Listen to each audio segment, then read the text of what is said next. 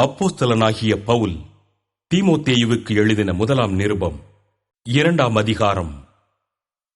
நான் பிரதானமாய்ச் சொல்லுகிற புத்தி என்னவெனில், எல்லா மனுஷருக்காகவும் விண்ணப்பங்களையும் ஜெபங்களையும் வேண்டுதல்களையும் ஸ்தோத்திரங்களையும் பண்ண வேண்டும். நாம் எல்லா பக்தியோடும் நல்லொழுக்கத்தோடும் கலகமில்லாமல் அமைதலுள்ள ஜீவனம் பண்ணும்படிக்கு ராஜாக்களுக்காகவும் அதிகாரமுள்ள யாவருக்காகவும் அப்படியே செய்ய வேண்டும். நம்முடைய இரட்சகராகிய தேவனுக்கு முன்பாக அது நன்மையும் பிரியமுமாயிருக்கிறது. எல்லா மனுஷரும் ரட்சிக்கப்படவும் சத்தியத்தை அறிகிற அறிவை அடையவும் அவர் சித்தமுள்ளவராயிருக்கிறார். தேவன் ஒருவரே, தேவனுக்கும் மனுஷருக்கும் மத்தியஸ்தரும் ஒருவரே. எல்லாரையும் மீட்கும் பொருளாக தம்மை ஒப்புக் கொடுத்த மனுஷனாகிய கிறிஸ்து இயேசு அவரே. இதற்குரிய சாட்சி ஏற்ற காலங்களில் விளங்கி வருகிறது. இதற்காகவே நான் பிரசங்கியாகவும் அப்போஸ்தலனாகவும் புறஜாதிகளுக்கு விசுவாசத்தையும் சத்தியத்தையும் விளங்க பண்ணுகிற போதகனாகவும் நியமிக்கப்பட்டிருக்கிறேன்.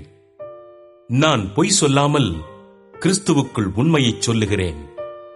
அன்றியும் புருஷர்கள் கோபமும் தர்க்கமும் இல்லாமல் பரிசுத்தமான கைகளை உயர்த்தி எல்லா இடங்களிலேயும் ஜெபம் பண்ண வேண்டுமென்று விரும்புகிறேன்.